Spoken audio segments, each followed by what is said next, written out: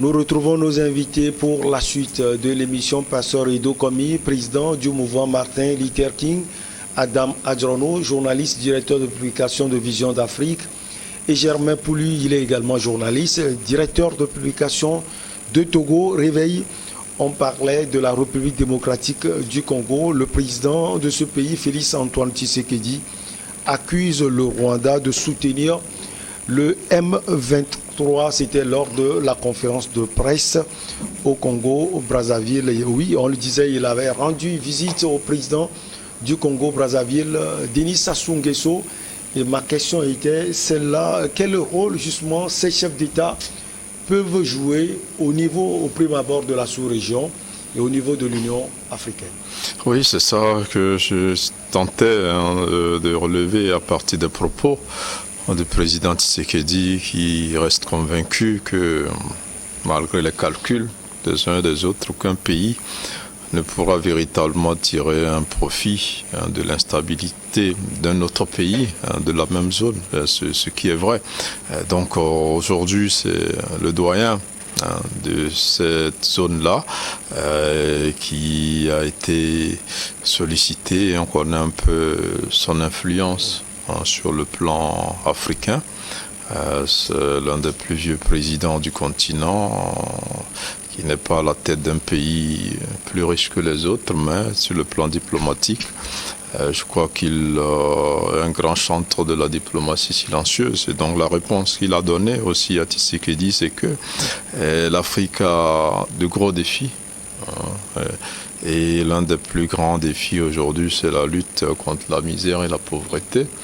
Et donc, ces querelles-là et ces guerres-là ne sont pas de nature à permettre aux États de se tourner vers le développement. Et je pense qu'il reconnaît la situation entre la RDC et le Rwanda. Maintenant, est-ce qu'il est capable donc aujourd'hui de faire plier Paul Kagame, qu'on présente quand même comme un président assez fort, assez fort, et on a vu un peu sa position par rapport à la France, comment pendant longtemps il a tenu tête à la France au point où il a pu récolter certaines excuses. Voilà, et donc ça veut dire que entre Africains, ça va être beaucoup plus compliqué. Edo le disait, on a l'habitude de voir des pays occidentaux occuper les terres africaines épuisées. Aujourd'hui, c'est un pays africain qu'on voit occuper de manière assez stratégique un autre territoire. Et donc, s'il tire un gros bénéfice, il ne peut que souhaiter que cette situation s'allonge. Et Adam le disait, il a aussi une argumentation embêtante, c'est qu'il pense aussi que la RDC abrite ou soutient certains opposants du Rwanda. Il pense aussi que la démobilisation du M23 n'a pas été réussie parce qu'il était question d'accorder une amnistie, de réintroduire certains membres de ce mouvement-là dans les forces armées de la RDC, ce qui est une grosse pilule à avaler pour le pouvoir. On l'a dit, on connaît toutes les exactions qui ont été causées par ces gens-là. Les intégrer dans l'armée nationale, ça va être difficile, mais en même temps, c'est un peu l'argument que Kigali met en avant pour dire que c'est la RDC qui ne respecte pas ses engagements face à ce mouvement-là. Et donc, je crois que c'est bien parti pour longtemps. Mais derrière tout cela aussi, je n'aime pas trop m'attaquer à l'Occident, mais il faut aussi dire que l'Occident prend une part belle, parce que même si on exploite ces minéraux-là en RDC ou ailleurs, on ne les transforme pas là-bas. On les transforme beaucoup plus dans les pays occidentaux qui ont intérêt aussi à ce que la situation reste intacte. Et on n'entend pas beaucoup aussi l'ONU et un certain nombre de pays dans cette crise. On ne les entend pas comme ils s'étaient mêlés à l'élection de Tshisekedi à l'époque. Certains même avaient contesté son élection alors que ça ne les concernait en rien. Donc aujourd'hui, tous ces pays-là profitent de cette instabilité dans ce pays qui est un grand réservoir pour l'Afrique. C'est le pays pratiquement le plus riche par rapport à toutes les ressources, qu'elles soient naturelles ou minières. Et donc aujourd'hui, ce pays connaît des divisions que des gens attissent un peu en bas, et on ne sait pas comment Tshisekedi fera. Ce que j'avais relevé tout à l'heure et qui a salué, c'est qu'avec l'Ouganda, il a plus ou moins réglé les problèmes. Ils ont travaillé ensemble. Maintenant, le Rwanda, avec l'Ouganda, en assemblée, montrer qu'ils allaient normaliser les choses avec l'ouverture d'une frontière qui finalement n'est que partielle, n'est pas totalement effective. Et donc, c'est un pays un peu qui se démarque des autres pays africains, il faut le reconnaître, et qui prend une posture assez difficile à gérer. Et je ne sais pas si ces présidents de la sous-région pourront amener Kagame à revoir sa copie, à privilégier la paix, ou bien il reste dans cette logique-là que l'instabilité en RDC est bénéfique à son pays et qui pourra la faire perdurer. Alors, Pasteur Edo Komi, même question à vous. Qu'est-ce qu'ils peuvent apporter, ces chefs d'État? On commence par le président Denis Sassou Nguesso. Oh, c'est vrai que le président Denis Sassou Nguesso est le roi de l'empire central, c'est-à-dire de l'Afrique centrale. Il est le roi de l'Afrique centrale.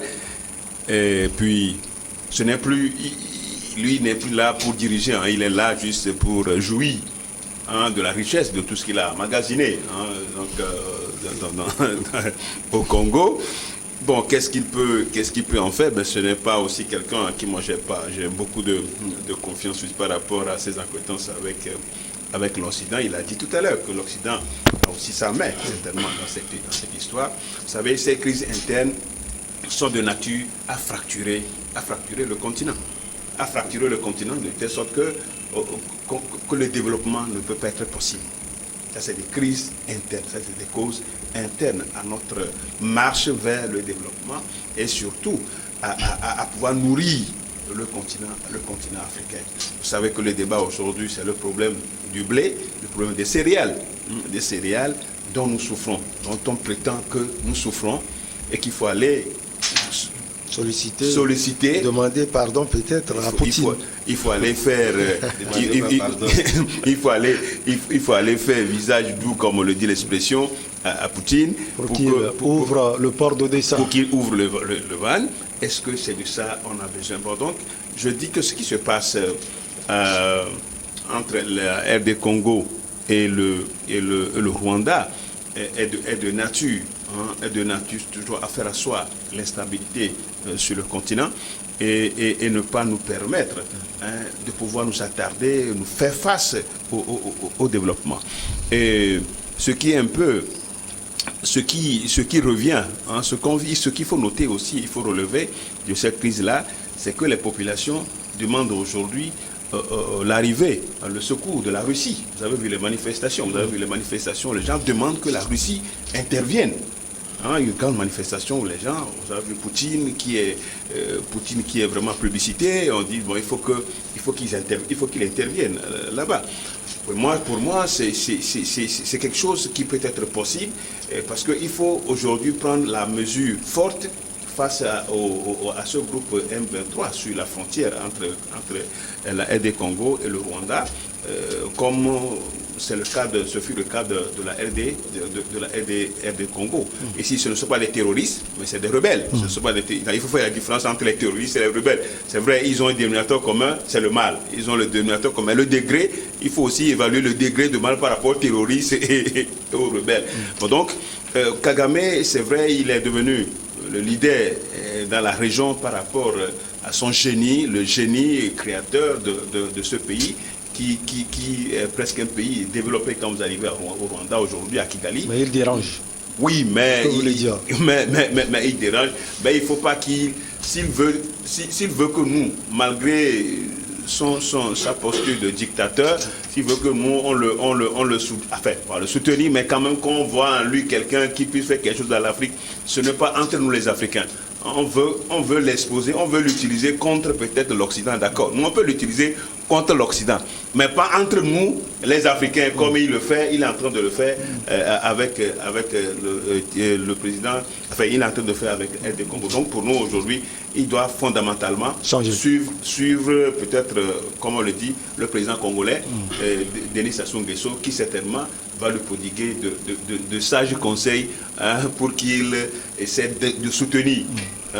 Et il revient aussi au Congo, au président Tshisekedi, de mettre en application, s'il y a des mesures, des clauses qui ont été signées, ben, il faut qu'il les mette en application pour pouvoir finir avec M23. Le temps est contre nous, on va quitter Kinshasa. Adam, vous le permettez, pour Bamako, au Mali. Le gouvernement intérimaire du Mali a déclaré lundi qu'il faudrait 24 mois à compter de mars dernier pour mener à bien la transition démocratique dans le pays à la suite du coup d'État militaire d'août 2020, alors que la junte est sous pression pour organiser les élections. Adam, on vous retrouve. Pourquoi cette décision, on peut le dire, après cette rencontre ratée d'Accra? Je vais parler du sommet extraordinaire de la CEDEAO.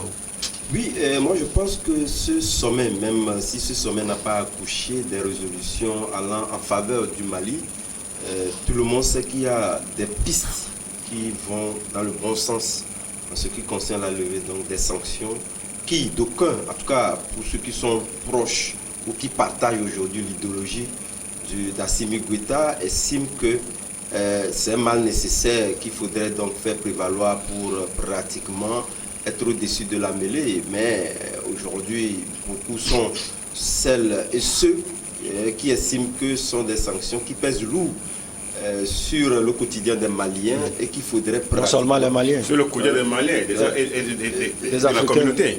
Oui, essentiellement, puisque ceux qui sont directement touchés sont les Maliens. Ouais.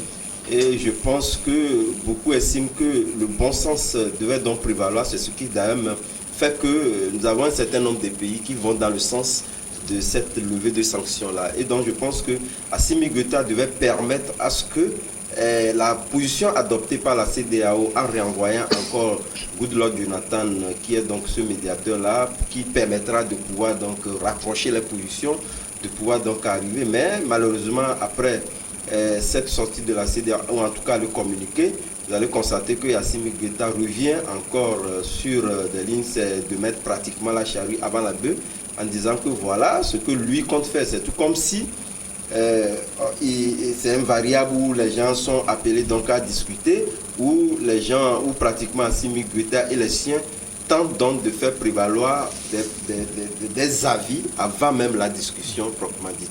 Donc je pense que quelque part, lorsque vous les analysez bien, vous constaterez que pratiquement, c'est pour être dans la position de ces Maliens-là qui sont encore pour lui.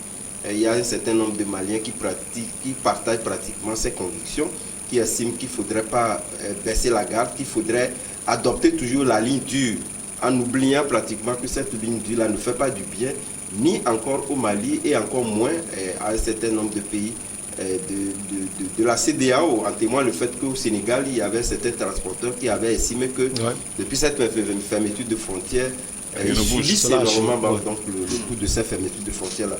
Donc je pense qu'aujourd'hui, le temps est arrivé de pouvoir mettre barre à terre, et je pense qu'Assimi Goïta devait écouter la voix plutôt des Maliens que de pouvoir écouter la voix des irréductibles à sa cause. Cela n'arrangerait pas. Donc pour vous, les Maliens veulent que la situation change? Oui, bien sûr, parce que ça ne sert à rien d'abord, même si certains partagent ces convictions. Je pense que dans un espace où il y a un certain nombre de pays et que vous êtes indexé comme le mauvais élève, puisque vous allez constater que aujourd'hui, les positions tranchées de la CEDEAO sont beaucoup plus orientées vers le Mali que les deux autres pays, notamment le Burkina Faso. Donc je pense que quelque part, ce regard-là n'arrange pas pratiquement les Maliens, et certains d'entre eux ont commencé déjà par hausser le ton en disant que véritablement, entre-temps, c'était le Premier ministre Choguel Maga qui était accusé comme étant donc le colporteur de cette décision-là, qui ne permet pas de pouvoir donc ouvrir la vanne et faire en sorte que les discussions puissent avancer et rester dans cette position radicale qui n'arrange pas la communauté et encore moins donc le Mali. Et donc moi je pense que Assimi Goïta est en train de prendre une plante assez glissante et qui va anticiper, puis on en parlera avec le Togo, qui a fait des efforts. Si aujourd'hui, cette position n'est pas tellement vue au niveau de la CEDEAO, où pratiquement vous avez vu Nana Akufo-Addo qui était dans une position assez tranchée, qui ne voudrait pas que le timing donc imposé par la CEDEAO, si ce timing-là n'est pas respecté, on ne franchira pas donc d'un seul pas.